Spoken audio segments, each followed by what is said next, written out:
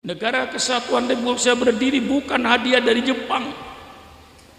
Maka pada pemimpin-pemimpin bangsa yang ada sekarang ini saya ingatkan, dari ketua RT-nya sampai presidennya saya ingatkan, Anda harus ingat bahwa NKRI itu berdiri di atas aliran darah bangsa Indonesia. NKRI berdiri di atas cucuran air mata bangsa Indonesia. Engkau jangan yang sekarang menjadi pemimpin bangsa, jangan hanya bergelimang dengan kemewahan duit rakyat, tapi kau pikirkan nasib rakyatmu. Jangan enak-enak jadi bupati, jangan enak-enak jadi gubernur, jangan enak-enak jadi menteri, jangan enak-enak jadi presiden. Pakaianmu itu duit rakyat, mobilnya itu duit rakyat, kasur yang kau tempati tidur itu duit rakyat. Maka hati-hati jadi pemimpin di Indonesia ini. Jangan mimpi bangsa Indonesia ini korupsi akan habis. Selama bangsa Indonesia termasuk pejabat pemerintahnya masih mau makan barang haram, masih mau makan najis, mau pakaian haram, rumah haram, jangan mimpi korupsi akan hilang di Indonesia ini. Kapan korupsi akan hilang? Korupsi akan hilang di Indonesia kalau syariat Islam berjalan. Syukran Mamun bicara. Kalau bangsa Indonesia Kiai termasuk pejabat pemerintahnya sudah tidak mau makan barang haram, tidak mau baju haram, tidak mau rezeki haram, insya Allah korupsi tidak usah diberantas, hilang dengan sendirinya. Selama bangsa Indonesia termasuk pejabat pemerintahnya masih mau makan barang haram, masih mau makan barang najis, jangan mimpi korupsi akan habis. Bikin 100 KPK, korupsi akan lebih lancar.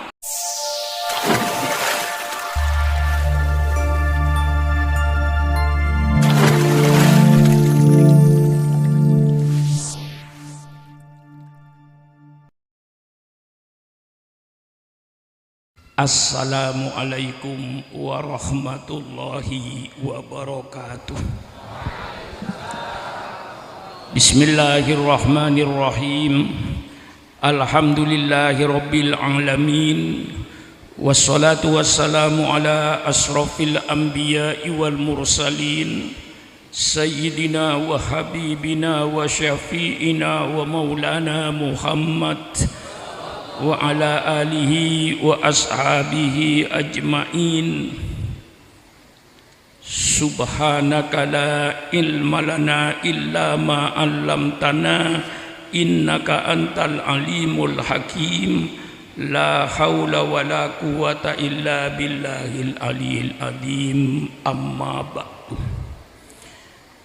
Para alim ulama yang saya muliakan, wabil khusus al-mukarram Kiai Abdul Mu'in bin Kiai Abdul Rahim selaku pengasuh Pondok Pesantren Miftahul Huda, seluruh pejabat-pejabat pemerintah setempat,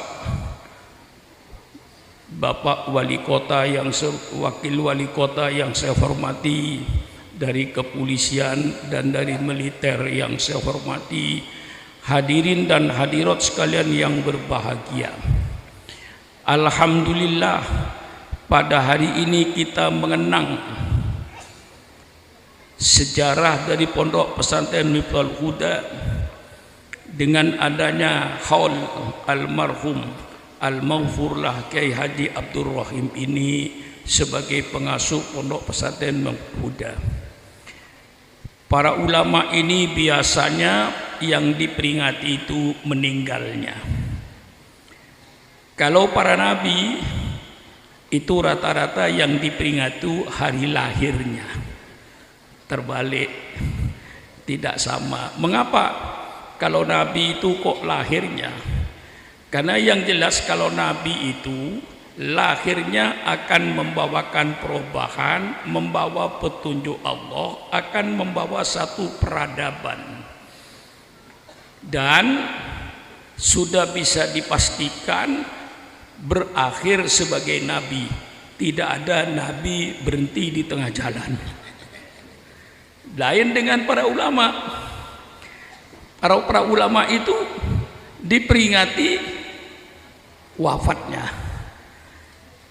Naudzubillah, karena banyak ulama yang berhenti di tengah jalan. Ulama istiqomah disanjung-sanjung, akhirnya kadang-kadang lalu dihina. Jadi kalau tidak semua ulama mulai timbul sampai wafat ulama, belum tentu. Banyak ulama-ulama naudzubillah yang berhenti di tengah jalan. Maka yang diperingati di kholnya, wafatnya. Karena kalau wafatnya sudah pasti ini ulama yang berakhir tetap jadi ulama sampai wafatnya ulama. Lalu dikenang baktinya. Kita mengenang ulama, mengenang baktinya. Terima kasih baik kepada keluarga besar Bapak Ki Abdul Rahim, baik kepada pengasuh yang ada sekarang Ki Abdul Muin. Saya ucapkan terima kasih atas segala baktinya kepada bangsa, baktinya kepada negara, baktinya kepada agama melalui jalur pendidikan agama untuk membentuk putra-putra bangsa yang beriman dan yang bertakwa kepada Allah, supaya negara ini tidak diisi oleh orang-orang yang tidak bertakwa kepada Allah, diisi oleh bajingan-bajingan, diisi oleh perampok-perampok rakyat, supaya dipimpin oleh orang yang beriman kepada Allah, yang bertakwa kepada Allah, yang mereka menginginkan surga dan menginginkan takut kepada neraka. Ini pemimpin yang kita cari, pemimpin yang kepingin surga dan pemimpin yang takut sama neraka. Kalau pemimpin kita tidak ingin surga dan tidak ingin neraka, tidak takut sama neraka, maka ketika memimpin bangsa semau-maunya, sakarepe dhewe. Nah, ini berbahayanya. Maka para ulama ini konsentrasi untuk menciptakan anak bangsa yang beriman kepada Allah, bertakwa kepada Allah dengan segala pengorbanannya. Ini pondok pesantren. Dan pondok pesantren mulai pendidikan nasional yang tertua di Indonesia itu.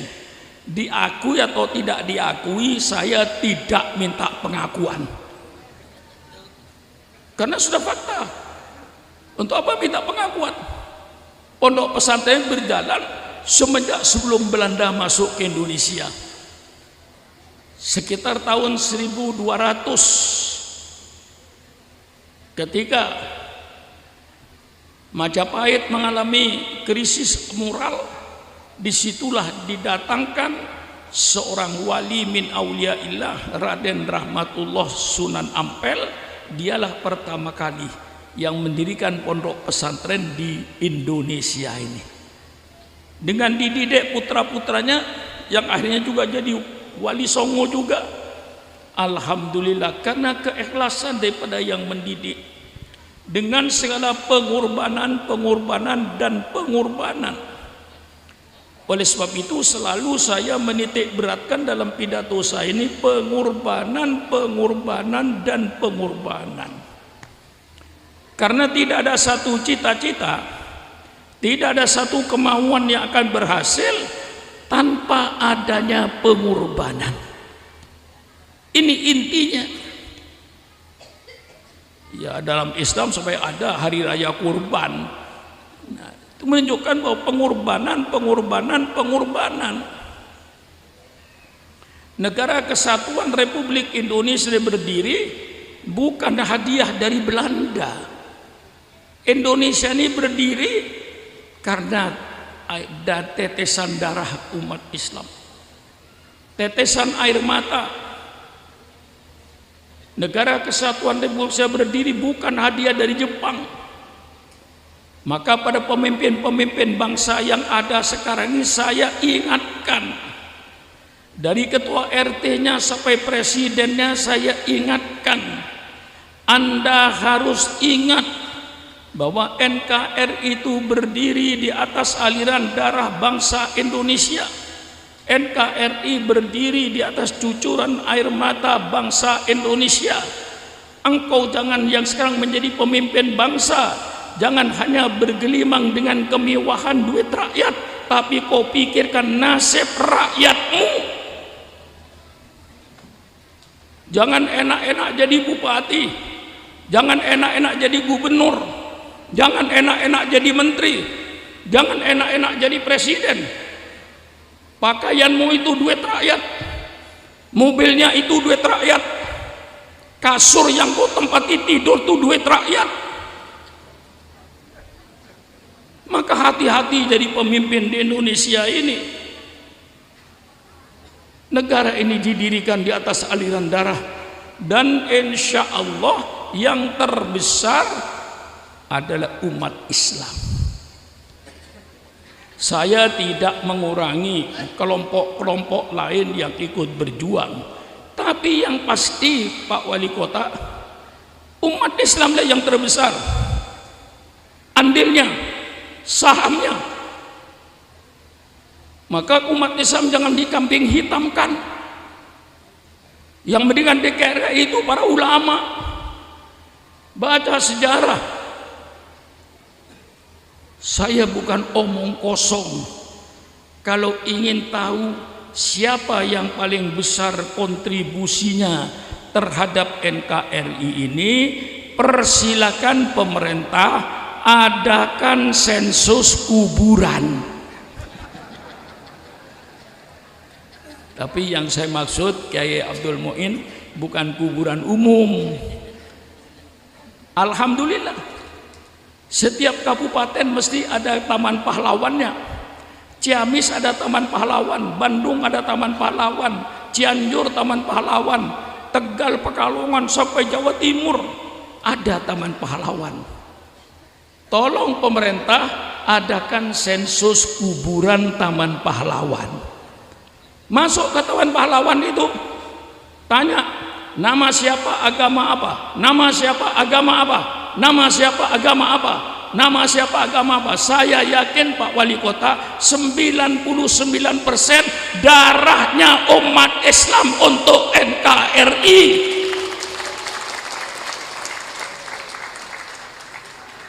Hargailah yang paling besar sahamnya ini, dengan tidak mengurangi kelompok-kelompok lain, tapi yang pasti adalah umat Islam terbesar sahamnya. Malah kalau seandainya ulama waktu itu tidak toleransi, NKRI tidak ada. Saya baca sejarah, ya untung Pak Wali Kota masih ada orang tua seperti saya ini, ya mungkin di majelis ini saya yang paling tua, Bu. Ya, umur saya tahu, Bu, sudah umur 85 tahun Masehi. Kalau tahu bulan Hijriah, umur saya sudah 87 lebih. Umur saya ini. Baca sejarah. Ketika Bung Karno mau memproklamirkan kemerdekaan ini, Bung Karno membentuk tim sebanyak 60 orang untuk mencari formatnya negara ini. 60 orang itu berminggu-minggu, berbulan-bulan gagal. Ya istilah sekarang deadlock. Akhirnya Belanda membuat 9 orang, termasuk Bung Karno, Bung Hatta, dari kaum Kristen diwakili Amar Amis, termasuk Kahar Mudakir, termasuk juga Pak Yamin, termasuk juga Pak Wahid Hasyim. 9 orang ini menggodok bagaimana bentuk negara ini, formatnya. Terjadilah persetujuan negara Republik Indonesia berdasarkan ketuhanan dengan kewajiban menjalankan syariat Islam bagi pemeluknya. Ini yang Piagam Jakarta. Yang sekarang sudah banyak yang tidak tahu Piagam Jakarta itu apa. Piagam Jakarta itu bunyinya, negara Republik Indonesia berdasarkan ketuhanan dengan kewajiban menjalankan syarat Islam bagi pemeluknya. Dengan adanya format ini, maka Bung Karno proklamirkan negara Republik Indonesia tanggal 17 Agustus. Diproklamirkan kami bangsa Indonesia, dengan ini menyatakan kemerdekaan Indonesia. Hal-hal yang mengenai pembinaan kekuasaan dan lain-lain akan dilaksanakan dengan cara saksama dan dalam tempo yang sesingkat-singkatnya atas nama bangsa Indonesia. Soekarno-Hatta, jam 10 pagi hari Jumat tanggal 17 Ramadan. Apa yang terjadi? Jam 3 sore datanglah utusan dari Angkatan Laut Jepang mengatasnamakan Indonesia Timur. Kalau 7 kata ini tidak dicabut, maka Indonesia Timur tidak ikut. Berarti Indonesia pecah jadi 2, Republik Indonesia Timur, Republik Indonesia Barat. Tanggal 18 Agustus Bung Karno mengembalikan lagi, Bung Hatta mengembalikan lagi selama 9 orang ini untuk memutuskan. Terjadilah perdebatan. Kiai Wahid Hasyim sudah pulang ke Jawa Timur karena dianggap urusan sudah selesai. Tapi ternyata masih timbul masalah. Karena sangat-sangat dikhawatirkan waktu itu Indonesia Timur akan mengadakan proklamasi tanggal 18 Agustus dengan segala perdebatan-perdebatan. Akhirnya para ulama toleransi, ridho mencoret 7 kata ini. Lalu diganti tanggal 17 Agustus itu diganti berubah negara Republik Indonesia berdasarkan ketuhanan yang Maha Esa. Titik. Tanggal 17 Agustus Maha Esa tidak ada. Hanya berdasarkan ketuhanan. Nah, kalau seandainya ulama waktu itu bertahan tidak mau mencoret 7 kata ini, maka NKRI tidak ada. Nah, setelah merdeka kadang-kadang kok ada kiai yang dicurigai tidak setia sama NKRI. Ini manusia goblok, tidak tahu sejarah. Kalau tahu sejarah, Indonesia yang paling setia untuk NKRI ini.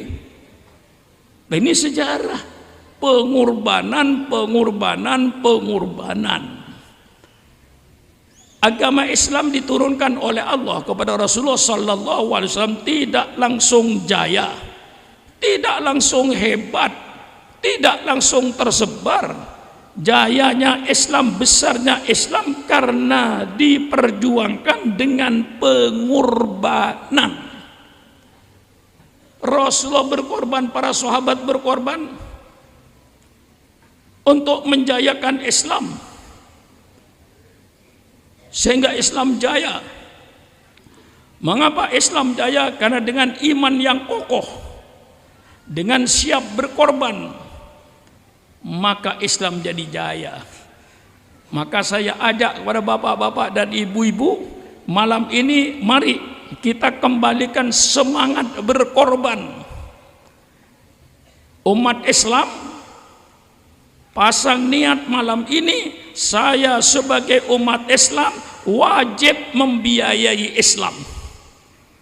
Baru Islam akan jaya. Bukan apa yang saya dapat dari Islam, tetapi apa yang saya berikan kepada Islam. Kalau Islam ingin jaya,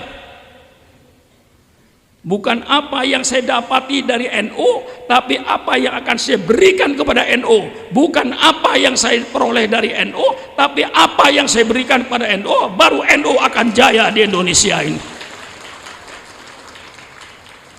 Selama pikiran orang NU, apa yang saya peroleh dari NU, jangan memimpi NU akan jaya.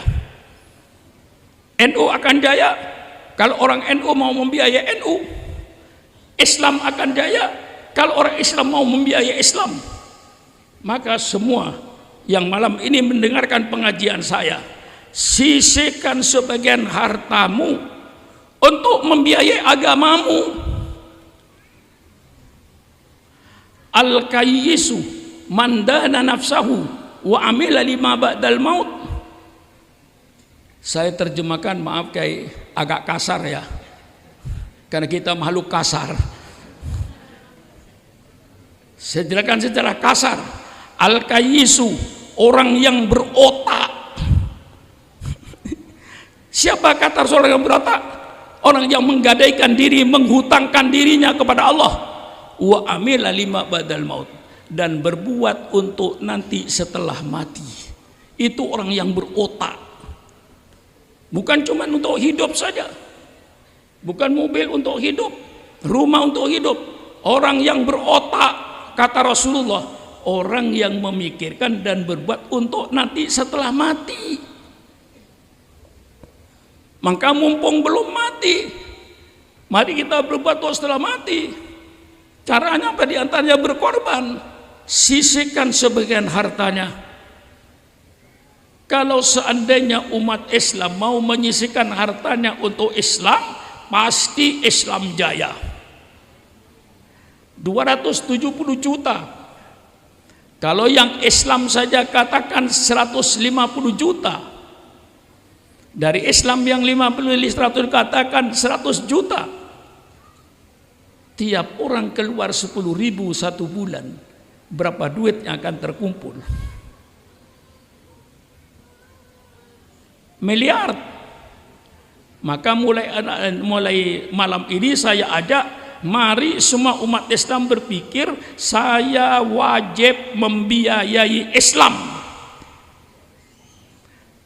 Saudara dagang sayur, satu hari dapat keuntungan, katakan keuntungan kecil 100.000, sisihkan 10.000 untuk akhiratmu.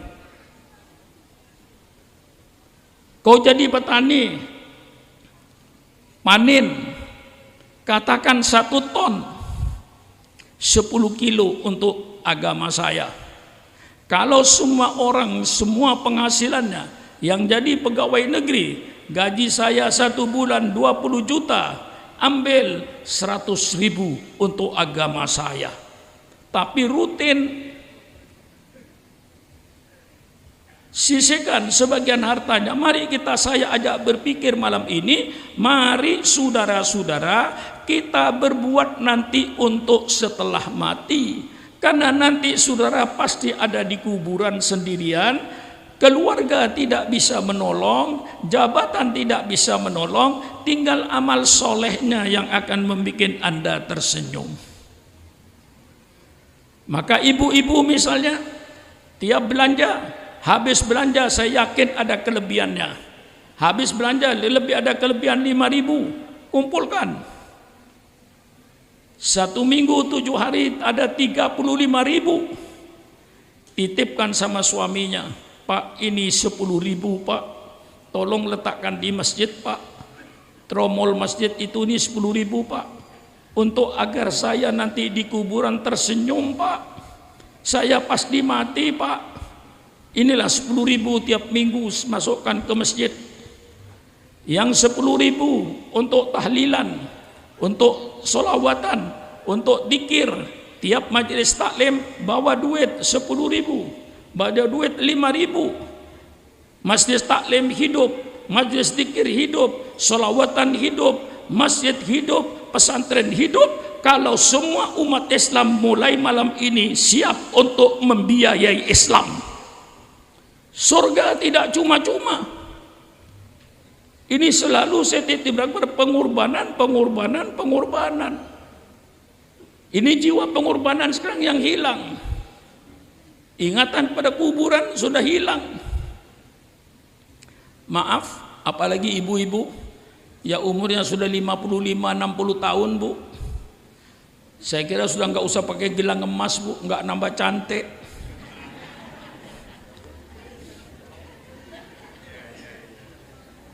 Mudah-mudahan Bu sama-sama panjang umur Bu. Tapi kalau suaminya, Kalau ibu meninggal duluan, suaminya masih umur 60 tahun, 55 tahun, kira-kira kawin lagi enggak, Pak? Jujur. Kawin lagi apa tidak? Enggak, mati saja kawin lagi kok. Apalagi istrinya meninggal. Meninggal istrinya. Suaminya masih umur 60 tahun. Kawin lagi, Bu. Dibuka lemarinya, Bu. Diambil gelang ibu, dipakaikan sama istri mudanya. Kira-kira ibu di kuburan gigit jari apa tidak kira-kira? Kira-kira gigit jari apa tidak? Ini penjelasan saya jelas. Coba kasihkan sama pesantren. Ini Kiai, gelang saya untuk membangun pesantren, untuk kebutuhan pesantren. Ibu tersenyum dengan gelang emasnya. Itu namanya, kata Rasulullah, orang yang berotak. Ya kalau ceritakan bahasanya bukan yang berotak begitu, Kiai, orang yang cerdas. Ya cerdas itu berotak namanya. Maka saya terjemahkan yang kasar. Jadi kalau Anda orang yang berotak, bukan memikirkan hidup ini aja. Ya hidup kita pikirkan, tapi jangan berpikiran hidup saja, kita pasti masuk liang kubur. Nah itu saya yang minta supaya umat Islam ini seluruhnya siap membiayai Islam. Berarti majelis zikir bawa duit, pengajian ibu-ibu yasinan bawa duit, ke pesantren bawa duit. Tidak usah mengambil duitnya yang di bank, Bu. Cukup hariannya aja. Misalnya laki-laki, muliakan apa yang dimuliakan oleh Allah. Kalau Anda ingin menjadi orang yang mulia, muliakan apa yang dimuliakan oleh Allah. Allah memuliakan hari Jumat. Inna yaumal jum'ati sayyidul ayyam. Ini hari Jumat yang dihormati oleh Allah Subhanahu wa taala. Semua umat Islam di Banjar yang merokok, begitu hari Jumat subuh di Tabu Bedok, ini hari Jumat, saya berhenti merokok 1 hari. Uang rokok saya untuk masjid. Alhamdulillah. Tidak perlu ngemis-ngemis.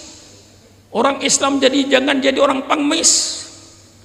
Kalau orang Islam jadi pengemis, maka akan diatur oleh yang punya duit. Betul apa tidak? Betul apa tidak? Ada kiai peribahasa zaman jahiliyah. Ya, zaman jahiliyah. Zaman jahiliyah semua orang zaman jahiliyah itu pelihara anjing. Tidak ada yang tidak pelihara anjing.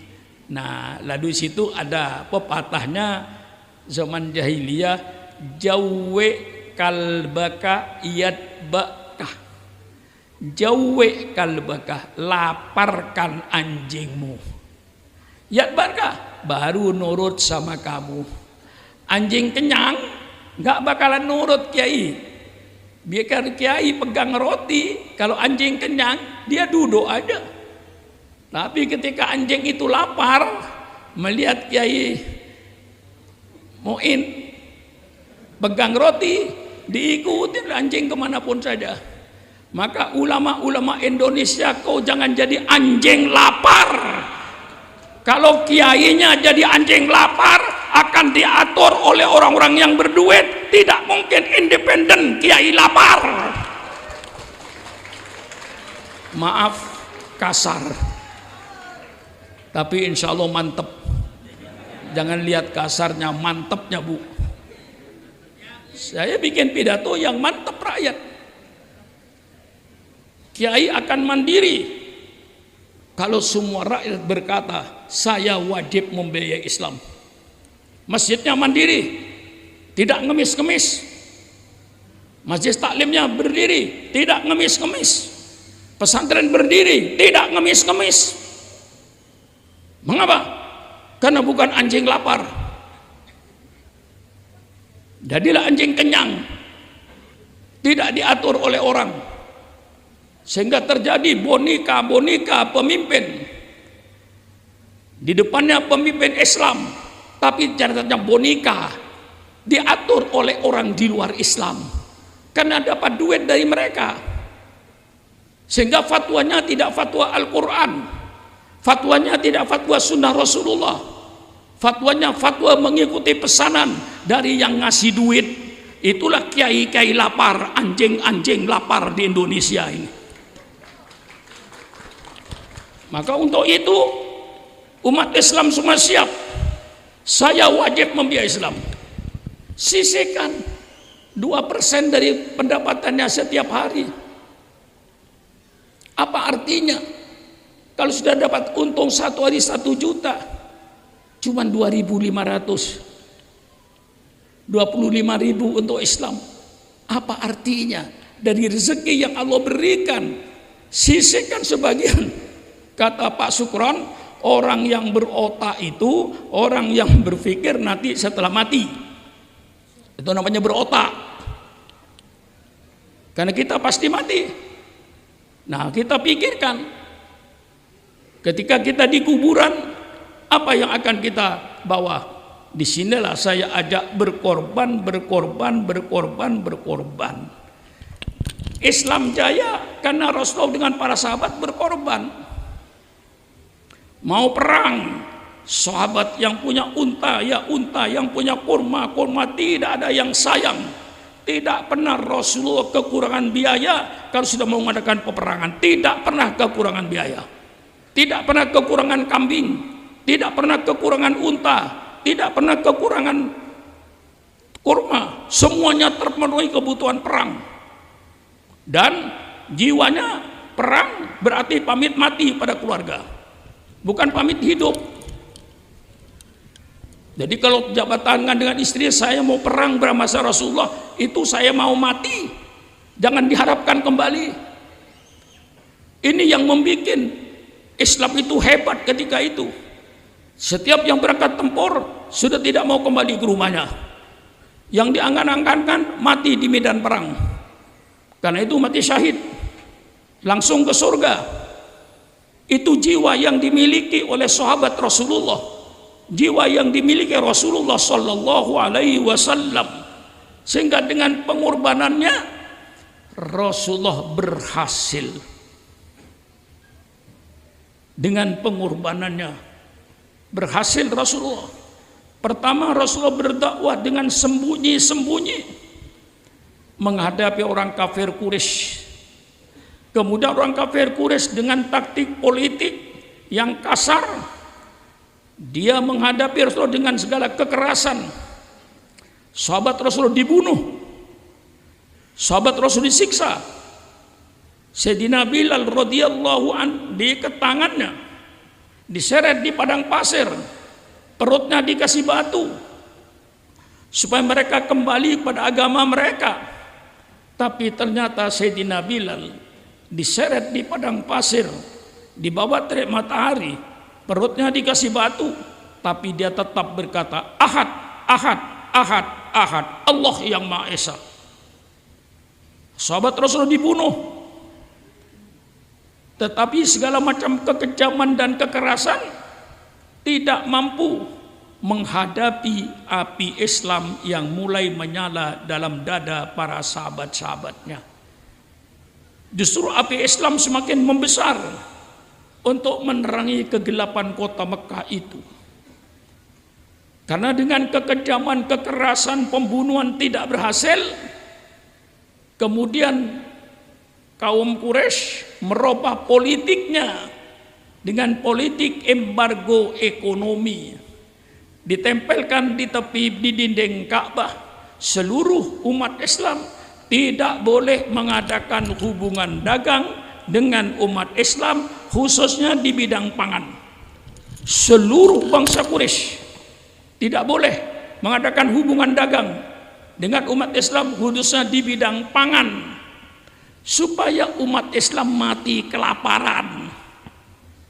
Maka ketika bangsa Irak, ketika bangsa Libya diembargo ekonomi oleh Amerika Serikat. Saya katakan, hai bangsa Irak, hai bangsa Libya, bukan kalian yang pertama kali merasakan embargo ekonomi. Nabimu 1400 tahun yang lalu sudah merasakan embargo ekonomi ini. Tapi ternyata politik embargo ekonomi tidak mampu untuk memadamkan Islam. Justru api Islam semakin membesar untuk menerangi kegelapan-kegelapan kota Mekah. Akhirnya dirubah lagi politiknya. Rasulullah itu seorang tokoh yang kenyang dengan politik. Rasulullah tokoh yang kenyang dengan politik, menghadapi politik kekerasan, menghadapi politik embargo ekonomi, dihadapi Rasulullah semuanya. Kemudian dirubah lagi politiknya dengan politik damai. Didatangi pamannya Abu Thalib, hai Abu Thalib, engkau kan pamannya Muhammad. Coba tanya sama ponakanmu itu maunya apa.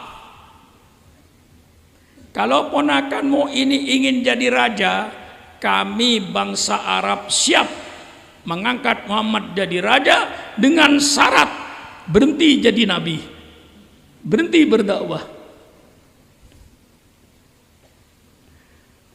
Abu Thalib tanya sama ponakanmu tuh maunya apa?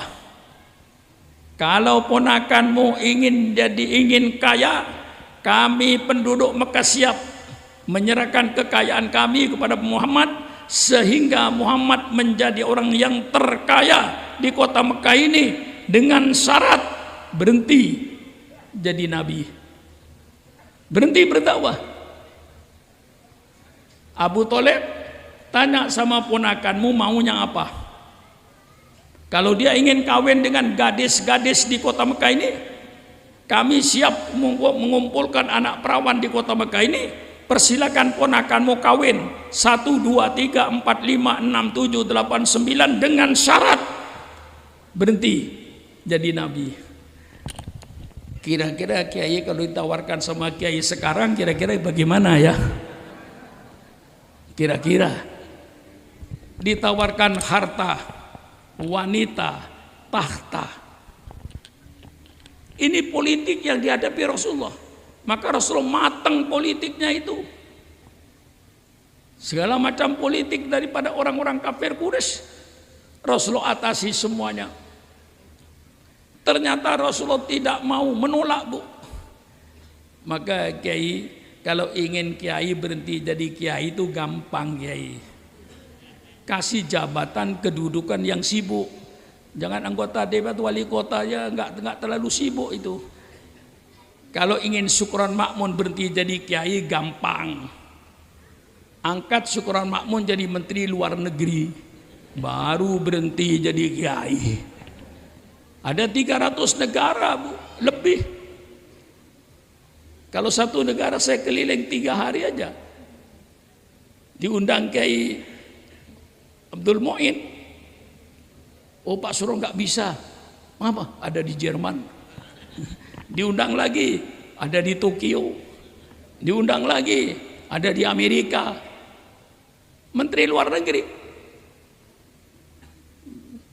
Jadi kalau ingin kiai berhenti jadi kiai, gampang. Kasih jabatan yang sibuk. Sudah berhenti jadi kiai. Dan tidak sedikit kiai yang seperti itu. Maka itu kalau kiai hall, ya, karena sampai akhir husnul khotimah. Kalau Nabi sudah pasti husnul khotimah, maka kelahirannya yang kita ingat karena membawa peradaban yang hebat. Nah, kalau kiai diholin karena husnul khotimah, ingatin jasanya. Ini mengapa kalau kiai hol, kalau Nabi kok hari kelahirannya. Saya jelaskan. Dengan segala macam cara politik dia hadapi gagal. Akhirnya di dalam tafsir Tobari orang kafir Quraisy mengadakan musyawarah yang dihadiri oleh iblis dari Najd yang berpakaian bagus. Orang Mekah tidak kenal, dari mana Anda? Saya dari Najd. Mendengar Anda mau menekan musyawarah, saya mau hadir, ingin menyumbang pikiran.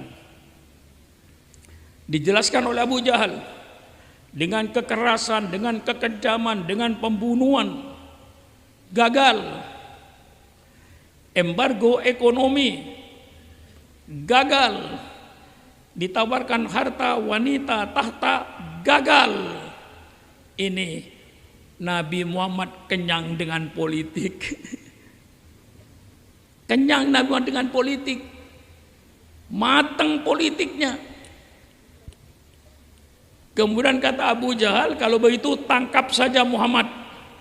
Masukkan penjara. Kalau Muhammad masuk desa, keluar desa, masuk kampung, keluar kampung, Muhammad itu ucapannya manis, gampang diterima oleh pengikutnya. Tangkap saja Muhammad, masukkan penjara.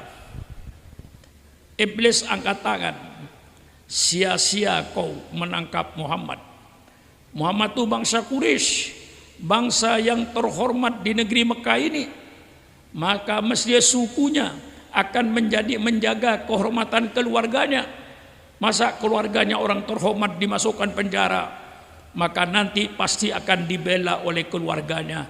Dan kalau keluarganya sudah membela bangsa Quraisy, kita tidak bisa berbuat apa-apa. Sia-sia kau menangkap Muhammad. Karena ditangkap sia-sia, Abu Jahal berkata, kalau begitu usir saja Muhammad ke luar negeri, supaya tidak ada di negeri Mekah. Iblis berkata, oh, ini usul sangat-sangat berbahaya. Kalau Muhammad diusir ke luar negeri, nanti di luar negeri Muhammad itu berdakwah, pengikutnya banyak, pasti nanti negara kami akan diserang dari luar negeri. Bahaya ini usul. Di penjara tidak ada gunanya, diusir ke luar negeri malah berbahaya. Diputuskan oleh Abu Jahal, bunuh saja Muhammad ini. Iblis berkata, ini keputusan yang benar. Ini yang dihadapi Rasulullah selama hidupnya, saudara. Apa yang dihadapi Sukron Makmun? Kalau dibandingkan dengan Rasulullah, apa yang dihadapi Kiai Mu'in? Kalau dibanding dengan Rasulullah, tidak ada artinya semua. Ini perjuangan Rasulullah yang penuh dengan entrik-entrik politik. Bunuh saja Muhammad. Kata iblis, ini pendapat yang benar. Akhirnya malam itu rumahnya Rasul dikepung, Bu, oleh jagoan-jagoan di padang pasir dengan pedang terhunus. Perintah Abu Bakar, perintah Abu Jahal, Muhammad keluar, jangan dikasih kesempatan berbicara, langsung potong lehernya. Kalau dia berbicara nanti punya alasan menang lagi, langsung potong. Di tengah malam yang mencekam, Bu, rumahnya sudah tidak ada peluang-peluang untuk dilewati. Semuanya sudah penuh orang kafir Quraisy dengan pedang terhunus. Malam yang mencekam dan menakutkan itulah malaikat Jibril turun. Ya Rasulullah, malam ini Allah perintahkan kau supaya meninggalkan kota Mekah ini. Ya Allah, bagaimana perasaan Rasulullah? Di tengah malam yang dikepung dengan pedang, perintahnya supaya meninggalkan kota Mekah. Kota Mekah, kota yang dicintai Rasulullah. Bagaimana tidak? Kota Mekah tempatnya dia dilahirkan. Setiap orang mesti cinta kepada kampung di mana dia dilahirkan. Rasulullah mencintai kota Mekah. Malam itu diperintahkan untuk meninggalkan kota Mekah. Inilah lalu Kiai mengadakan Muharraman. Hijrahnya Rasulullah. Ini sejarah hijrahnya Rasulullah.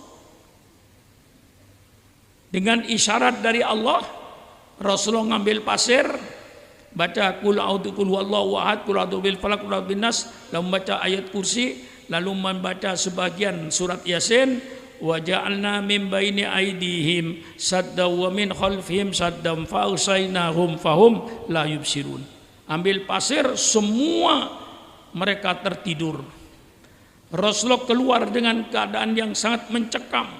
Seandainya ada satu saja yang bangun, mesti leher Rasulullah putus.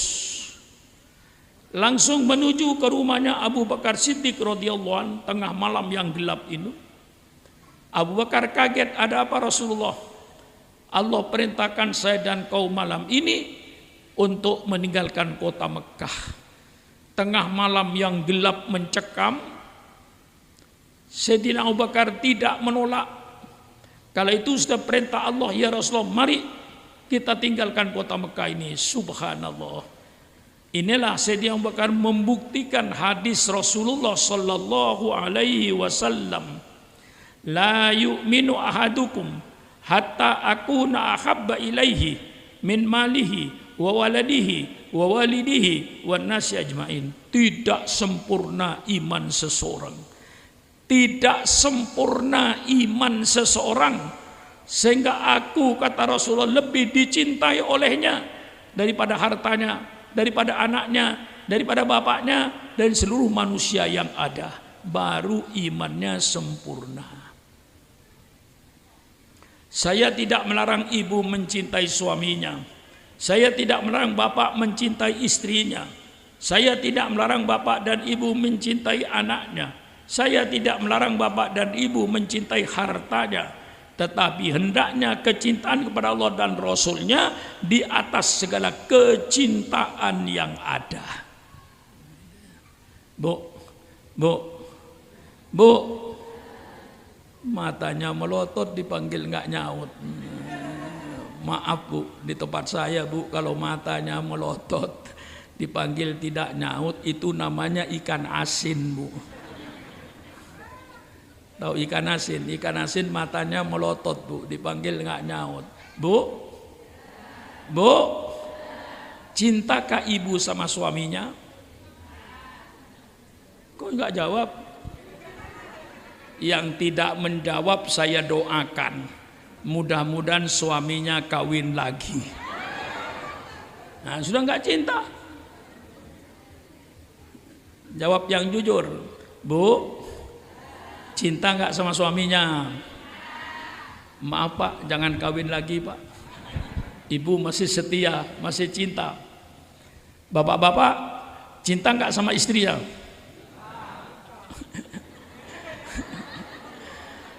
Bu, ini rahasia bu ya. Yang tidak menjawab itu bu, dan yang setengah-setengah jawabannya itu dia sudah mempunyai persiapan di luar rumah bu. Nah, itu urusan saudara, bukan urusan saya.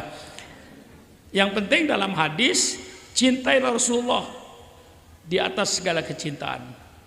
Cinta sama istri, cinta sama anak, cinta sama harta, tapi cintanya sama Rasulullah di atas segala kecintaan yang ada. Baru itu imannya sempurna. Abu Bakar membuktikan. Dia tidak mikirkan hartanya, tidak mikirkan rumahnya, tidak mikirkan anaknya. Malam gelap gulita dia keluar bersama Rasulullah menuju Jabal Thur.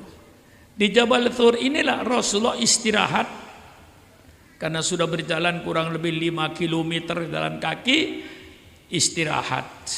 Paginya Abu Jahal datang ke rumahnya Rasulullah, langsung bertanya, mana kepalanya Muhammad? Mereka menjawab, Muhammad belum keluar. Didobrak pintunya, ternyata Nabi Muhammad tidak ada, yang ada Sayyidina Ali karramallahu wajhah. Kemana Muhammad? Saya tidak tahu, saya tidur. Kemudian mengadakan sayembara. Barang siapa yang menemukan Muhammad hidup atau mati, 300 unta. Kalau ukuran Banjar, 300 unta itu sama dengan 900 kerbau. Satu unta sama dengan 3 kerbau harganya. Semuanya berpacu mencari. Ya, di kota Mekah yang penduduknya tidak banyak, dan umumnya padang pasir, cepat ketahuan ada 4 kaki. Ini pasti kakinya Abu Bakar, ini pasti kakinya Muhammad. Telusuri. Wa makaru wa makarallah wallahu khairul makirin. Mereka mengadakan tipu muslihat dan Allah menjawab tipuan mereka dengan sebaik-baiknya. Laba-laba disuruh bikin sarang yang rapi, merpati disuruh bertelur. Akhirnya mereka begitu sampai di permukaan gua, semuanya berteriak, tidak ada orang, tidak ada orang, tidak ada orang. Itu lihat sarang laba-laba masih utuh, tidak robek. Itulah Allah memberikan jawaban sehingga mereka kembali. Syekh Abu Bakar berkata, ya Rasulullah, seandainya mereka sampai di lubang gua ini dan melihat ke bawah, pasti melihat kita berdua. Satu-satunya sahabat yang disebut di Quran hanya satu, Abu Bakar Siddiq saja. Tidak ada sahabat yang disebut di Quran. Idhuma fil war, idh qala li sahibihi la tahzan innallaha ma'ana. Tatkala dia berdua berada dalam gua, dia berkata kepada sahabatnya, kau jangan takut, jangan khawatir, Allah bersama kami. Itu situlah Abu Bakar. Setelah 3 hari barulah Rasulullah meneruskan perjalanan ke Madinah, karena yang mencari Rasulullah sudah mulai redup. Dan Rasulullah tidak lewat di jalan yang kita lewati, Bu. Lewat di pegunungan yang turun naik, turun naik, turun naik, supaya tidak diketahui oleh orang kafir Quraisy. Istilah orang Betawi, lewat jalan tikus yang tidak dilewatin oleh orang. Coba lihat bagaimana pemberitaan nabimu, berjalan kaki 436 km di bawah terik matahari ketika hijrah ke Madinah. Ini sejarah terjadinya hijrahnya Rasulullah. Saya ungkap dari akarnya. Sampai di Madinah, diterima oleh penduduk Madinah dengan bacaan Tola al-Badru alaina min thaniyatil wada, disambut dengan gegap gempita, dan disitulah Rasulullah lalu mendirikan Masjid Quba. Kemudian Rasulullah berdiam di kota Madinah. Dengan berjalannya waktu, Rasulullah tetap menjalankan tugasnya. Huwallazi arsala rasulahu bil huda wa dinil haq liyudhhirahu 'alad dini kullih. Dialah Allah yang mengutus utusannya bil huda dengan petunjuk, wa dinil haq dan agama yang benar, liyudhhirahu agar petunjuk Allah diperlihatkan, agar agama Allah diperlihatkan kepada bangsanya, kepada penduduk Madinah. Maka kewajiban para ulama, termasuk almarhum Kiai Abdul Rahim, itulah tugasnya, liyudhhirahu 'alal din, untuk memperlihatkan petunjuk Allah. Ini petunjuk Allah, ini agama Allah.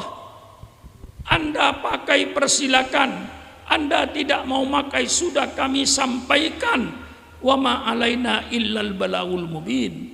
Maka di Madinah ini Rasulullah mulai memperlihatkan peradaban Islam. Rasulullah datang membawa peradaban baru, peradaban Al-Quran dan peradaban sunnah Rasulullah. Al-Quran diturunkan kepada Rasulullah, itu membawa bermacam-macam peradaban, baik peradaban berumah tangga.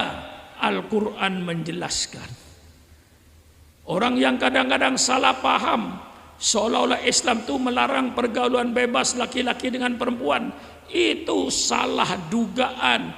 Islam yang memerintahkan agar laki-laki bergaul dengan perempuan sebebas-bebasnya, tetapi lewat pintu.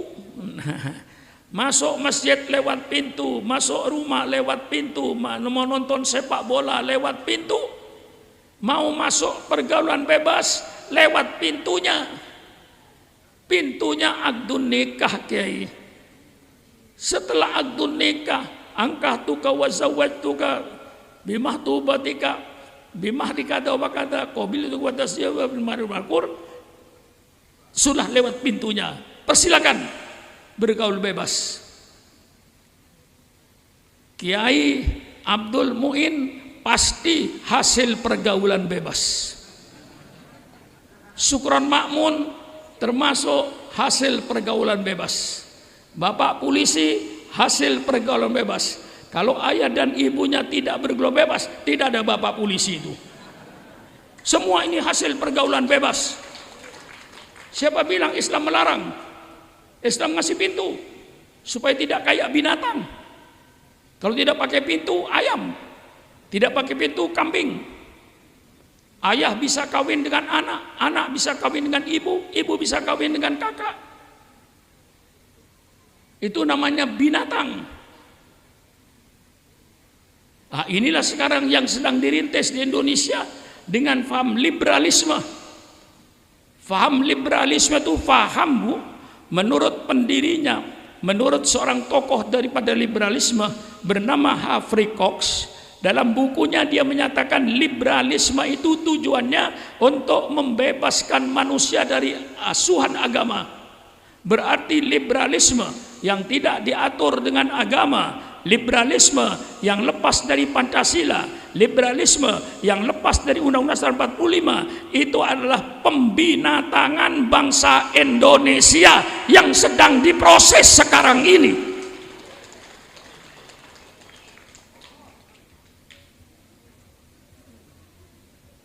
Sehingga anak SMP, anak SMA bergaul bebas. HAM.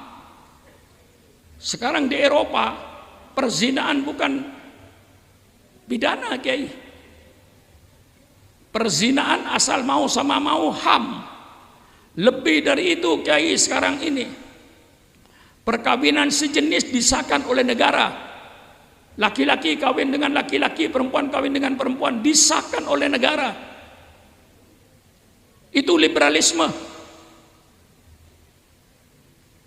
Hai kaum liberal, ayo diskusi dengan Sukron Makmun. Apa sebenarnya liberalisme itu? Saya katakan, liberalisme yang tidak dibatasi dengan agama, liberalisme yang tidak dibatasi dengan Pancasila, liberalisme yang tidak dibatasi dengan Undang-Undang 45, itu namanya pembinatangan bangsa Indonesia, pengkeboan bangsa Indonesia, pengkambingan bangsa Indonesia, pengayaman bangsa Indonesia. Bagaimana, Kiai? Ayo diskusi dengan saya, kaum liberal. Saya tantang, karena saya tahu sejarah liberalisme itu. Mengapa makhluk ini lahir? Apa sebabnya lahir? Dan apa tujuannya? Sukron Makmun tahu.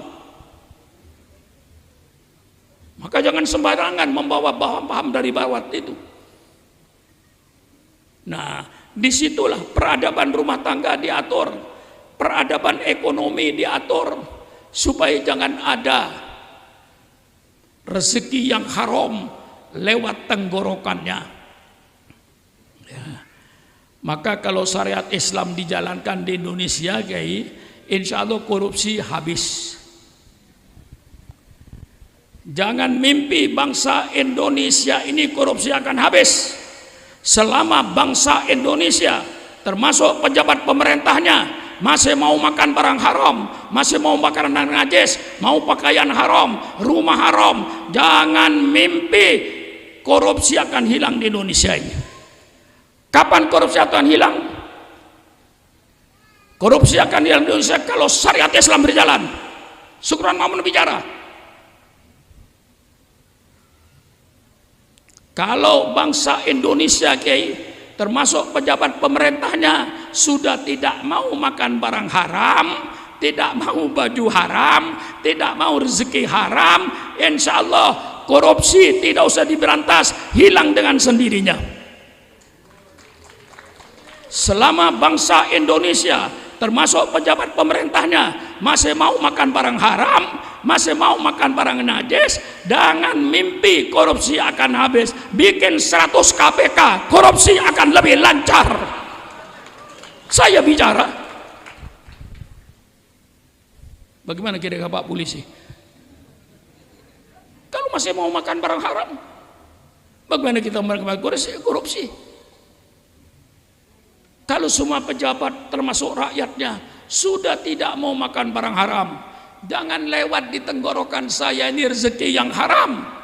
Baru korupsi hilang dengan sendirinya tanpa diberantas, Kiai. Peradaban Islam. Peradaban Islam dalam politik. Ini yang kiai pada takut untuk bicara politik. Heran saya.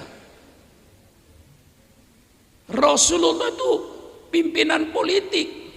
Dia pemimpin negara. Pemimpin negara Madinah. Apa benar itu negara? Benar. Syarat negara ada 4. Pertama ada teritorial atau daerah yang dikuasai, kota Madinah dan sekitarnya. Yang kedua ada penduduk.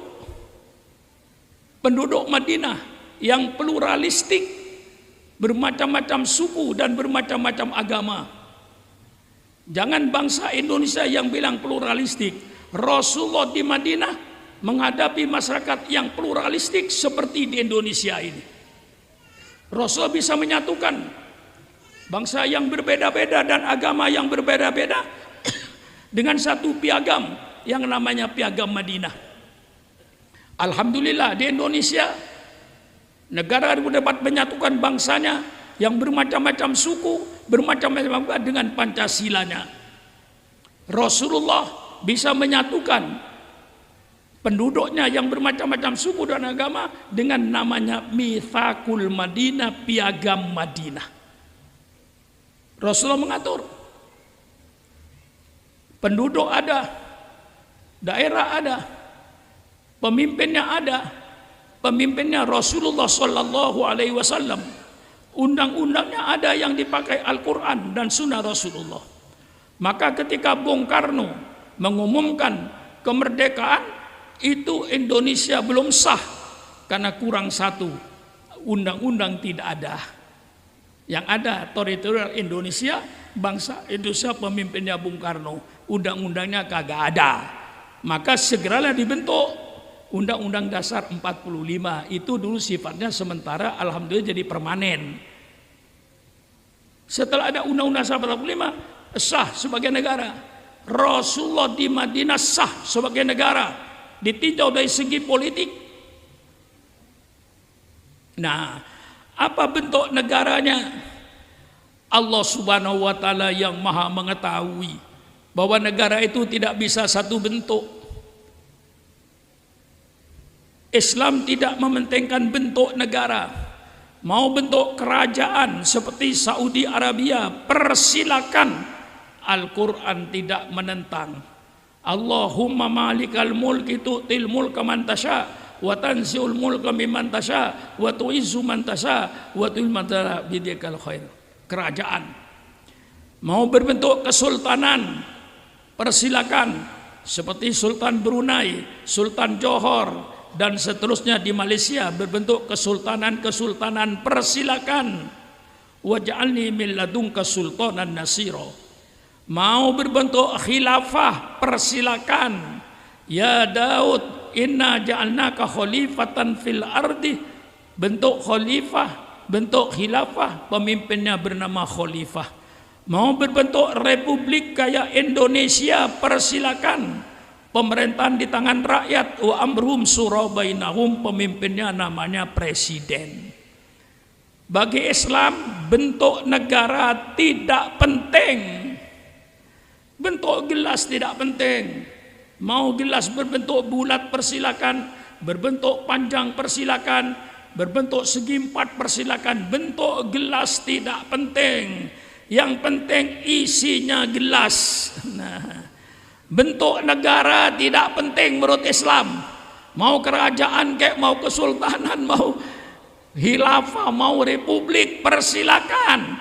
Yang penting isinya. Berbentuk kerajaan kayak Saudi Arabia, persilakan. Yang penting isinya. Perintah Allah jalankan, larangan Allah jauhi. Mau bentuk kesultanan kayak Brunei, persilakan. Yang penting bukan bentuknya, yang penting isinya. jalankan perintah Allah, jauhi larangan Allah.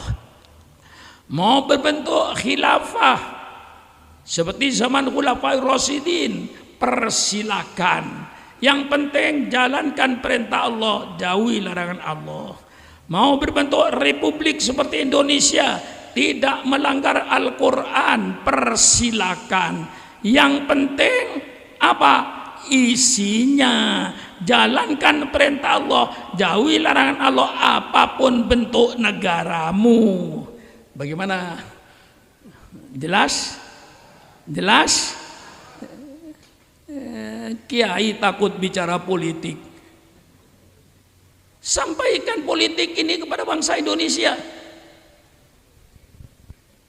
Lalu nanti carikan politik yang lebih bagus daripada Islam.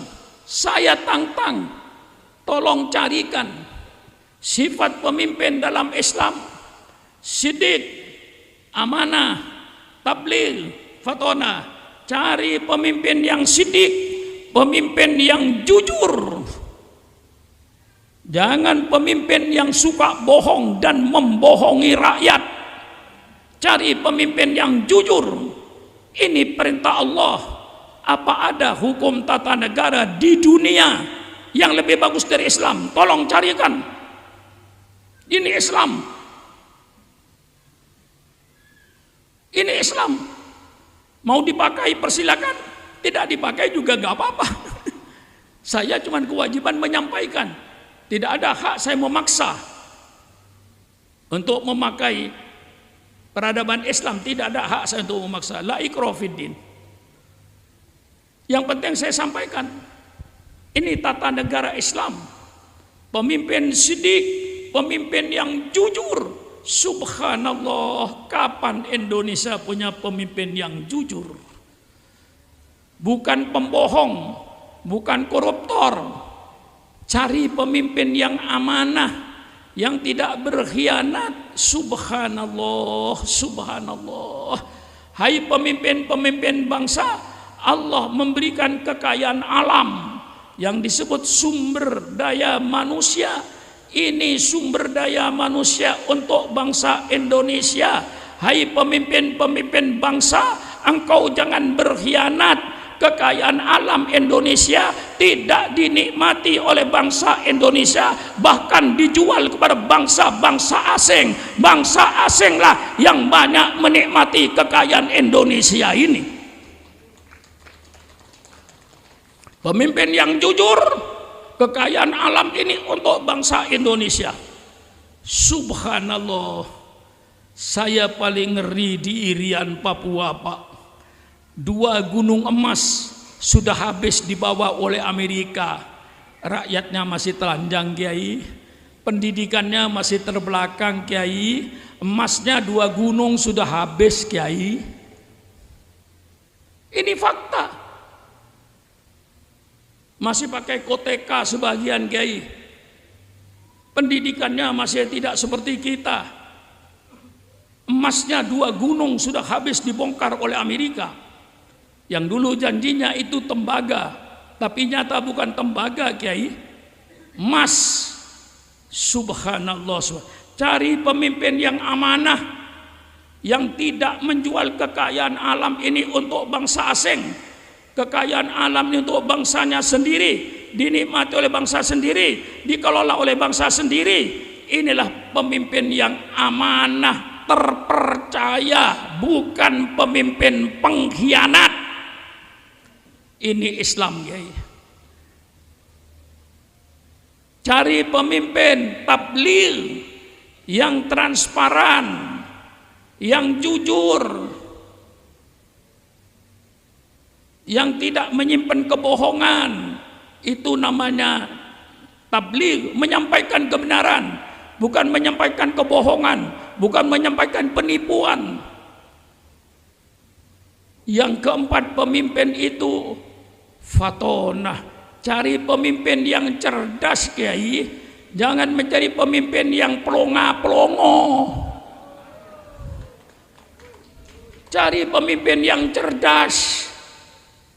Pemimpin yang tidak cerdas, Kiai, Kalau ditanya orang, jawabannya dilempar sama orang lain. Itu menunjukkan pemimpin bodoh, Kiai. Contoh yang kecil, Pak Wali Kota Sukron Makmun. Saya pemimpin pondok pesantren Darul Rahman. Kalau ditanya, Pak Kiai, kurikulum apa yang dipakai? Oh, Darul Rahman ini mempergunakan 2 kurikulum. Kurikulum Pondok Modern Gontor Ponorogo dan kurikulum Salafiyah Pondok Salafiyah Pesantren Sidogiri Pasuruan, karena saya mengalami 2 pondok ini. Saya jawab, saya pimpinan. Kalau ada orang tanya sama saya, Pak Kiai, bagaimana kurikulum Darul Rahman? Jangan tanya saya, tanya sama kepala sekolah. Itu berarti Sukron Makmun goblok. Pemimpin harus menjawab dong. Jangan diserahkan sama orang lain. Orang lain itu bukan pemimpin. Bagaimana Kiai, bagaimana Pak Sukron soal dapur?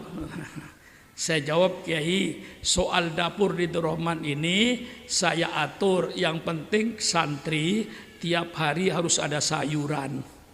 Apa sayur bening, apa sayur asem, apa sayur lodeh. Santri tempe tahu, tapi 1 minggu makan telur, 1 minggu makan daging. Harus ada. Ini dapurnya Darul Rahman Jakarta. Saya jawab karena saya pemimpin. Jangan ditanya bagaimana Kiai soal dapur di Darul Rahman. Jangan tanya saya, tanya kepala dapur, karena saya goblok.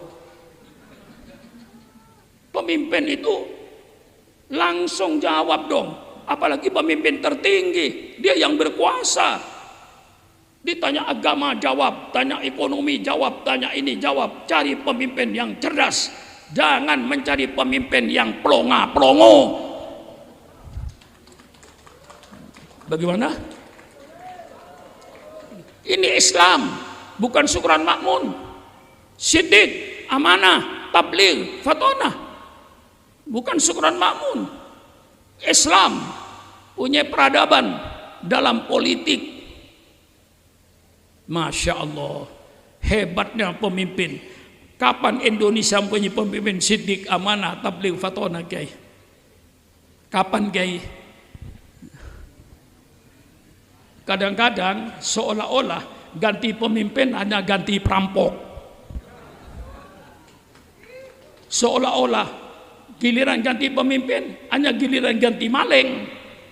Buktinya dari sini ke sini korupsi, ganti lagi korupsi lagi, ganti lagi korupsi lagi. Sekarang lebih parah lagi korupsinya. Jadi pemilihan umum itu hanya giliran untuk ngerampok duit rakyat. Hah? Betul apa tidak? Bicaralah yang benar. Saya sudah umur 85 tahun. Pak Wali Kota nggak usah curiga dengan saya. Apa saya maunya Pak Sukron? Pidato itu nggak ada mau saya. Mau jadi gubernur sudah ketuaan. Mau jadi wali kota sudah ketuaan. Mau jadi apa saya ini? Mau jadi DPR ketuaan. Jadi presiden ketuaan. Umur sudah 87 tahun. Yang ada bagi saya kuburan. Jangan sampai saya meninggal dunia ini, saya meninggalkan kedoliman dan meninggalkan ketidakadilan. Saya masuk liang kubur, saya tinggalkan keadilan. Saya tinggalkan kejujuran. Maka itu saya bicara dengan jujur. Kapan kita punya pemimpin Siddiq, Amanah, Tabligh, Fatonah, sebagaimana dibayangkan dalam Islam. Kapan Kiai punya pemimpin begini, Kiai? Hah? Adu dengan tata negara yang lain.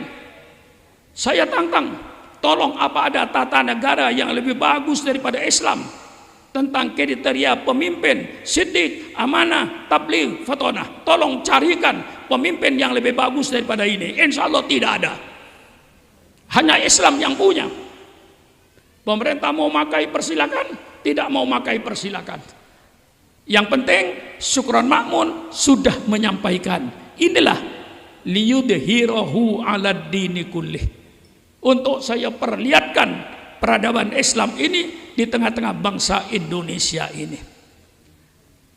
Pemilihan pemimpin subhanallah, maaf, pemilihan langsung tidak sesuai dengan Islam dan tidak sesuai dengan Pancasila. Buktinya dalam Pancasila dikatakan kedaulatan rakyat yang dipimpin oleh hikmah kebijaksanaan dalam permusyawaratan perwakilan. Yang milih bupati itu DPRD, bukan rakyat yang tidak tahu. Tukang sayur yang gelar tikar di tepi jalan, jual tomat, jual terong, disuruh milih pemimpin, sedangkan dia itu tidak tahu siapa yang layak jadi pemimpin. Yakin tidak tahu? Betul apa tidak? Betul apa tidak? Orang yang tidak tahu siapa yang layak jadi pemimpin disuruh memilih pemimpin, otaknya tidak waras. Yang milih pemimpin, kata Imam Mawardi, yang milih pemimpin itu orang yang tahu siapa yang layak jadi pemimpin, itu yang milih pemimpin.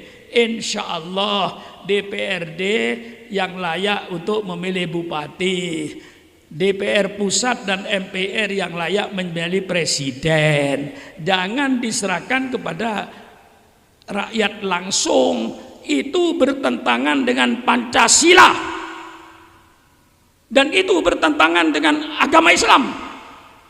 Pemilihan langsung, Syukron Ma'mun sampaikan, saya tidak akan meninggalkan kedoliman sebelum saya masuk liang kubur.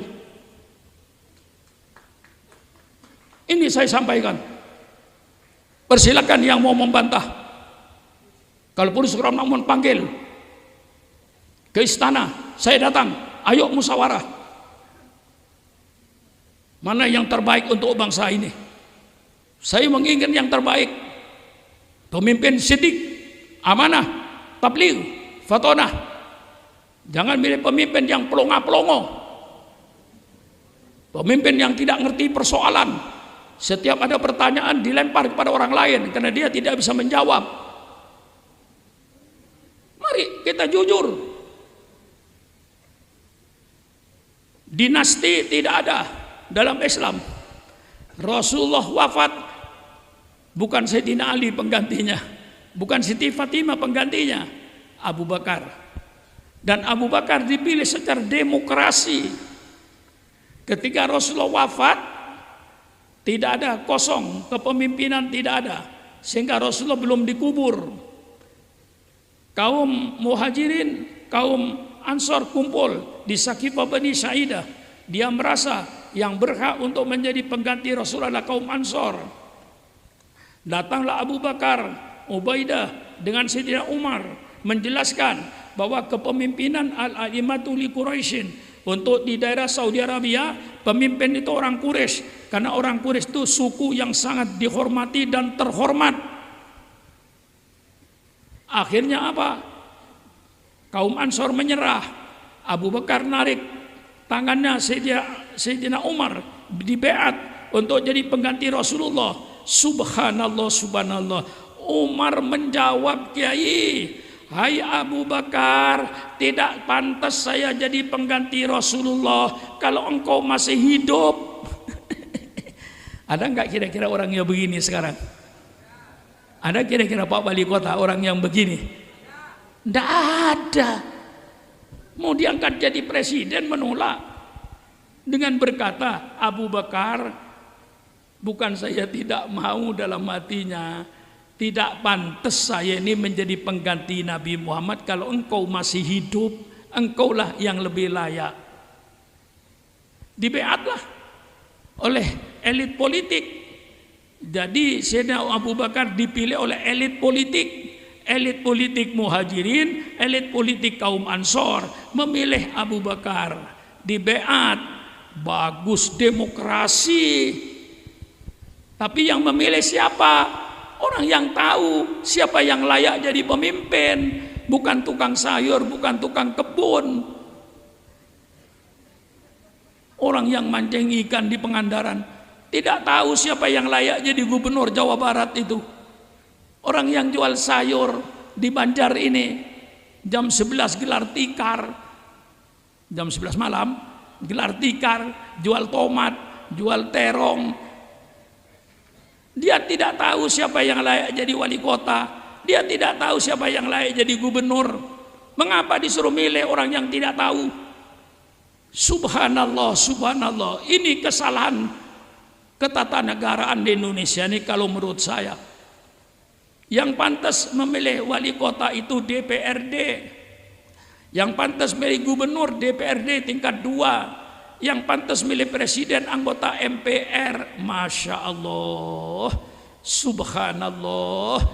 Yang lama itu yang benar. Tidak semua yang lama berarti tidak baik.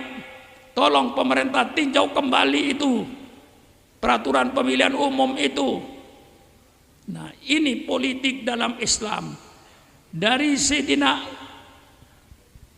Abu Bakar tidak dinasti, tidak turun kepada anaknya, tapi turun pada Sayyidina Umar Ibn Khattab yang demokrasi, walaupun itu dasarnya wasiat. Setelah Abu Bakar merasa dirinya mungkin tidak lama lagi, setiap ketemu dengan penduduk Mekah dia bertanya, kalau seandainya saya mati, siapa ya yang pantas menjadi pengganti saya? Rata-rata Umar.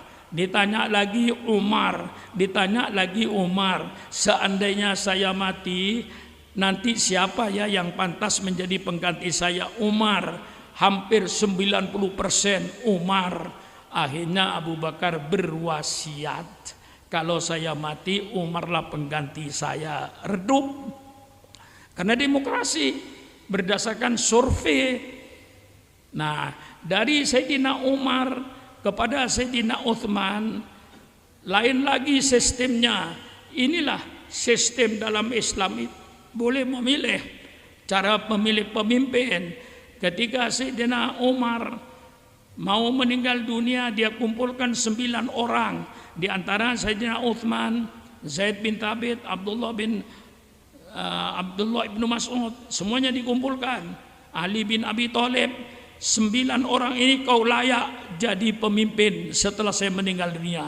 Karena oleh Sayyidina Umar dilihat ketokohannya, 9 ini betul-betul tokoh yang sedang dipuja-puja di tengah masyarakat. 9 orang ini kau yang pantas jadi pengganti saya, persilakan Anda bermusyawarah.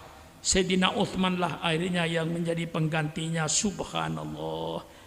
Kalau ini dijalankan di Indonesia, sistem Sayyidina Umar ini dijalankan di Indonesia, itu sangat baik. Ambil Sayyidina Umar. Kalau ngambil Sayyidina Umar, semua ketua umum partai politik itu calon presiden. Tidak usah mengambil dari keluar, tidak usah model-model koalisi yang membingungkan. Partai politik sudah berkoalisi bertahun-tahun, memilih wakil presiden dan presidennya, tiba-tiba hari hanya buyar koalisinya. Bingung yang di bawah ini. Betul apa tidak? Ini terjadi, yang saya katakan ini bukan omong kosong. Ketua umum yang tidak siap jadi presiden, bubarkan partainya. Itu namanya partai calo, partai makelar. Apa? Betul apa tidak? Ketua umum siap jadi presiden. Kalau ada partai politik 9 calon presiden, nggak usah mencari presiden, nggak usah mencari. Cukup ketua umum partai politik, dan itu demokrasi. Karena ketua umum dipilih oleh muktamar, ketua umum dipilih oleh kongres, betul-betul demokrasi. Kemudian semua ketua umum partai politik calon presiden, pilih 3. Setelah pilih 3, pilih 1. Yang 1 jadi presiden, yang nomor 2 jadi wakil presiden, yang nomor 3 jadi menteri. Boleh milih sendiri, demokrasi, guys.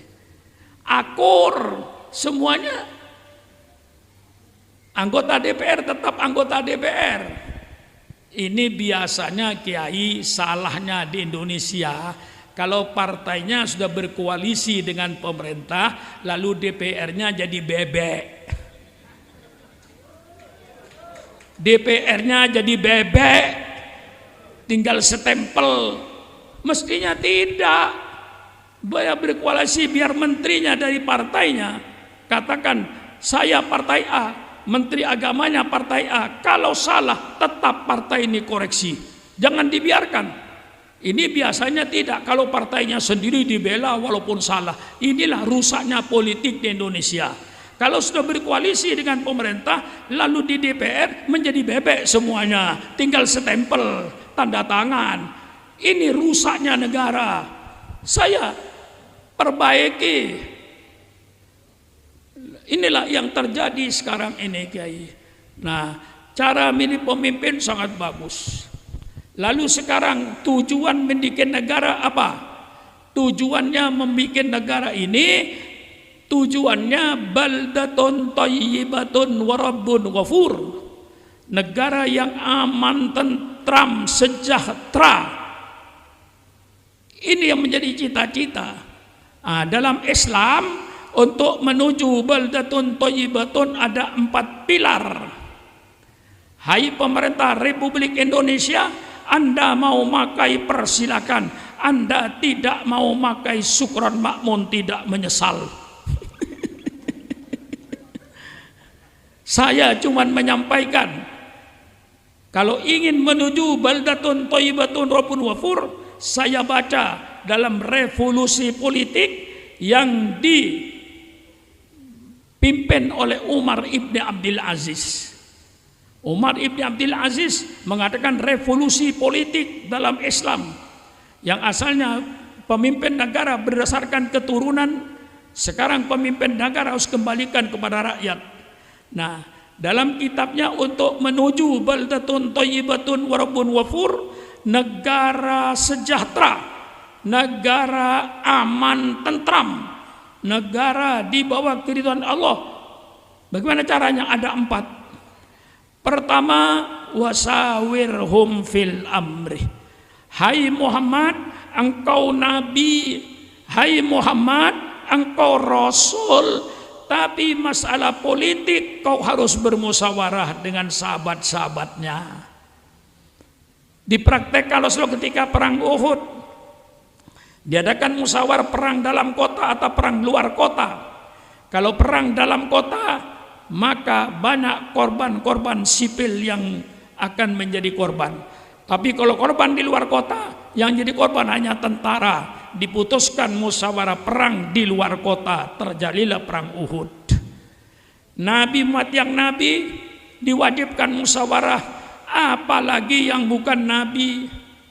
Presiden bermusyawarah, sultan bermusyawarah, kemudian khalifah bermusyawarah, raja bermusyawarah. Jangan ada keputusan pribadi.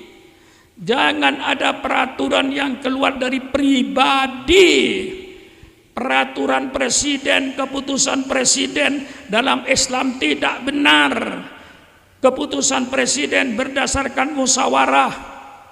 Peraturan presiden berdasarkan musyawarah. Kalau ada peraturan keputusan pribadi, ini nanti lama-lama akan menuju pada diktator, dan sudah terbukti di Indonesia ini. Bagaimana Pak Wali Kota? Bagaimana Pak Polisi? Nilai pidato saya ini. Evaluasi, apa saya ngaco? Apa saya memberikan kebenaran? Ini dalam Islam. Yang kedua, di dalam Islam untuk menuju baldatun thayyibatun wa rabbun ghafur, negara adil, makmur, sejahtera. Innallaha ya'murukum an tu'addul amanati ila ahliha. Serahkan jabatan-jabatan negara ini kepada ahlinya. Jangan mengangkat pejabat karena senang. Itu tidak benar. Jangan mengangkat pejabat karena balas jasa. Itu tidak benar. Angkatlah pejabat pemerintah itu yang profesional. jangan sembarangan mengangkat ketua RT, jangan sembarangan mengangkat ketua RW, jangan sembarangan mengangkat lurah, jangan sembarangan mengangkat wali kota, jangan sembarangan mengangkat bupati, jangan sembarangan mengangkat gubernur, jangan sembarangan mengangkat presiden, jangan sembarangan mengangkat menteri, jangan sembarangan mengangkat ketua DPR. Pilihlah mereka yang profesional. Quran, bukan sukron makmun. Innallaha ya'murukum an tu'addul amanati ila ahliha. Maka dalam hadis politik, ketika Rasulullah ditanya, kaifa ita'atu ya Rasulullah, bagaimana hilangnya kepercayaan Rasulullah? Rasulullah jawab dengan hadis politik, idza wusidal amru ila ghairi ahlihi fantadiri sa'ah. Apabila urusan ini diserahkan pada orang yang bukan ahlinya, yang tidak profesional, bupatinya tidak profesional, wali kotanya tidak profesional, presidennya tidak profesional, menterinya tidak profesional, anggota DPR-nya tidak profesional, hancur negara. Pilih yang profesional, yang ahlinya. Subhanallah. Itu pilar yang kedua. Persilakan pemerintah Republik Indonesia, mau makai persilakan, tidak mau makai persilahkan. Saya cuma menyampaikan politik Islam. Yang ketiga, untuk mewujudkan negara adil makmur, aman sentosa. Yang ketiga, wa idza hakamtum bainan nas antahkumu bil adli. Kalau kau menetapkan hukum, letakkan hukum yang adil, jangan tebang pilih. Semua manusia depan hukum itu sama. Rasulullah yang meletakkan manusia di depan hukum sama, bukan profesor-profesor dari Amerika, bukan profesor-profesor dari Eropa, bukan profesor-profesor dari Asia. Rasulullah yang meletakkan manusia di depan hukum sama. Lau anna Fatimah binta Muhammadin sarakot laqatatu yada. Seandainya Fatimah, anak kandung saya yang saya cintai, nyolong, pasti saya potong tangannya. Tidak peduli anak Nabi, depan hukum sama. Subhanallah, indahnya Islam ini, saudara. Dalam rangka apa saya ini? Liyudhirahu ala dini kullih. Saya berkewajiban memperlihatkan, menampakkan peradaban Islam dalam politik ini. Yang terakhir, untuk menuju baldatun thayyibatun wa rabbun ghafur, apa kata Allah? Alladzina immakkannahum fil ardi aqamus shalah wa atuz zakah wa amaru bil ma'ruf wa nahaw anil munkar. Orang-orang yang oleh Allah dikasih tempat, orang-orang yang oleh Allah dikasih kedudukan, orang-orang yang oleh Allah dikasih jabatan, hendaknya dia tegakkan sholat, keluarkan zakat, amar ma'ruf nahi mungkar. Mulai dari ketua RT-nya, ketua RT amar ma'ruf nahi mungkar, ketua RW amar ma'ruf nahi mungkar, lurah kepala desa amar ma'ruf nahi mungkar, camatnya amar ma'ruf nahi mungkar, wali kota dan bupatinya amar ma'ruf nahi mungkar, gubernurnya amar ma'ruf nahi mungkar, presidennya amar ma'ruf nahi mungkar, para menteri amar ma'ruf nahi mungkar, seluruh anggota DPR dari DPRD sampai DPR pusat, semuanya amar ma'ruf nahi mungkar. Baru terwujud baldatun thayyibatun wa rabbun ghafur, negara yang adil, makmur, aman, sentosa, kalau semua pejabatnya amar ma'ruf nahi mungkar. Bagaimana akan terwujud negara amar ma'ruf, akan terwujud negara sejahtera, aman, tentram, kalau di antara pejabatnya ikut menjual narkoba? Bagaimana negara akan hidup tentram, aman, makmur kalau di antara pejabatnya membekingin penjudian, membekingin minum-minuman keras, membekingin pelacuran? Hancurlah negara itu. Bagaimana? Bagaimana Bu? Hah? Jelas ya?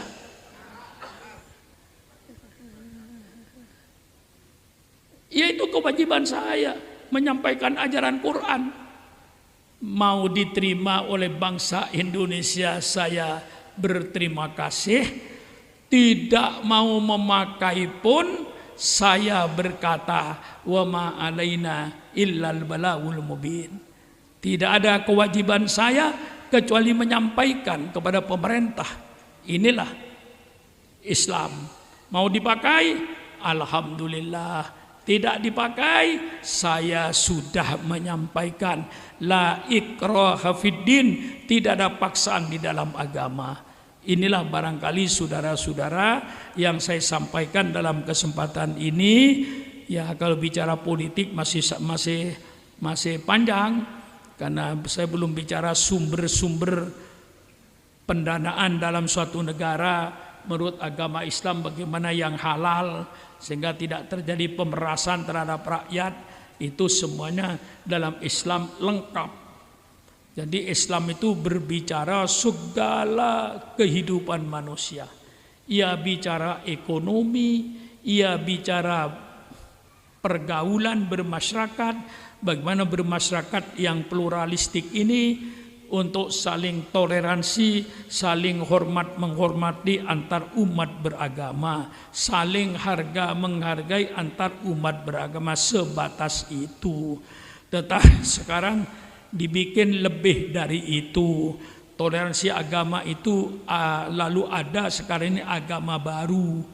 Mana agama baru itu? Agama baru itu ialah agama yang membenarkan semua agama. Itu agama baru. Saudara tidak merasa kalau sekarang ada agama baru. Agama baru ini agama yang membenarkan semua agama. Semua agama benar, semua agama sama. Karena tidak ada agama yang menyuruh kepada kejahatan. Semua agama menyuruh kepada kebaikan. Jadi semua umat beragama nanti masuk surga. Karena semua agama tujuannya ke surga. Ini termasuk pemurtatan terhadap umat Islam. Bagaimana saya katakan pemurtatan? Karena dalam Islam itu yang benar hanya satu agama. Innad dina indallahil Islam. Agama yang diridhoi Allah agama Islam. Tapi Allah juga menyuruh supaya toleransi. Ayatnya jelas. Qul ya ayyuhal kafirun la a'budu ma ta'budun wala antum abiduna ma a'bud wala ana abidum ma abattum wala antum abidun lakum dinukum waliyadin. Hai orang-orang kafir, saya tidak menyembah kepada apa yang kau sembah, dan engkau pun tidak menyembah kepada apa yang saya sembah. Saya pun tidak menyembah kepada apa yang kau sembah, dan engkau pun bukan penyembah kepada apa yang sembah. Agamamu agamamu, agamaku agamaku. Agamamu agamamu, jalankan agamamu. Saya tidak mengganggu agamamu. Agamaku agamaku, kau jangan mengganggu agamaku. Lo gua, lo jangan menggoda gua jangan menjaga lo. Bagaimana? Jelas kan toleransi itu? Kalau dikatakan semua agama sama, Bu, semua agama apapun masuk surga, pemurtatan.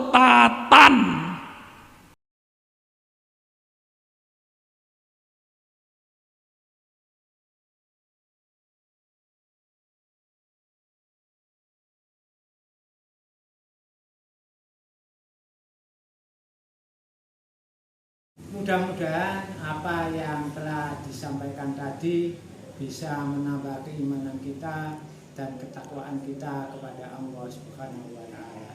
Assalamualaikum warahmatullahi wabarakatuh.